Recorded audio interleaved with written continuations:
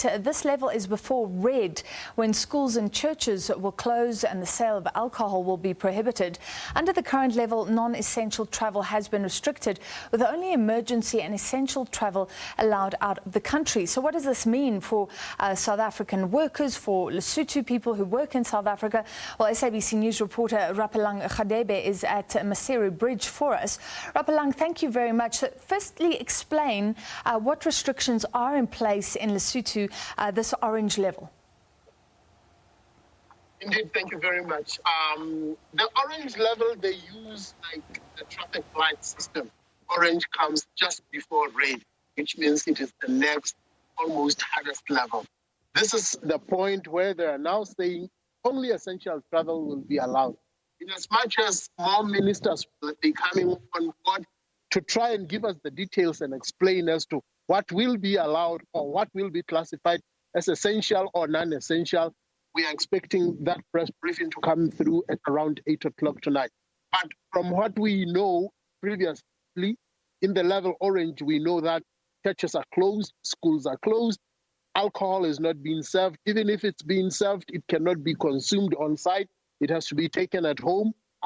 Essentially, they limit movement. The funerals, you will have to have at least not more than 50 people in that particular area.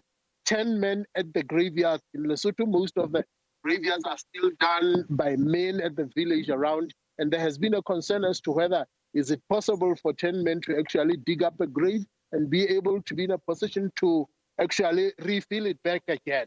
So these are some of the concerns that will have to be clarified, especially the schools were only open this particular Monday. And the question is, if they are closing it again, what exactly is the plan and what is the health minister saying to try and curb the seriously, alarmingly escalating numbers when it comes to COVID infection? All right, so some uncertainty in Lesotho right now. Do you know what this means for South Africans who have been in Lesotho who are trying to get back, or Lesotho people who work in South Africa or are trying to get to South Africa? What's the situation? It's a confusion which almost leads to a panic to some, because when the announcement came yesterday that restrictions will be effected, there was a problem as to what happens to people. Some of them have already come and stood in long queues, and after testing only to be told that because the level, the movement restrictions in South Africa start at 9 o'clock, they may not be able to proceed to go inland. Therefore, we're allowed to either sleep at the border or go home and come back in the morning. They would be given some first preference. Now, right now, we were standing, there was a bit of motion because the South African side lab had just made an announcement that they have stopped accepting the COVID certificates that are done from the Lesotho side, citing the fact that they are very much to being duplicated or actually does not comply with the accepted standards of South Africa. They gave them an option to come and test on the South African side, but the question that remains is still whether will Lesotho still allow them to cross through in this particular orange level that has been in. Yeah. So you mean there are people right now in these long lines, they've just heard their test is not valid and they don't know if they'll be allowed to cross over or be received by South Africa. There's just absolute confusion right now. It gets worse because a lot of them have actually paid. Remember, much of the congestion that you are seeing at the border is because people cannot afford the PCR that costs 850. So they have opted for a cheaper one, which is around 170, which is what they paid on the Lesotho side. Now, if they are told that they need to do another test, a lot of them are saying it was already a problem. Now to have to pay again, they don't know whether when they go back to Lesotho, they will be refunded such that they can be given a chance to come and test again.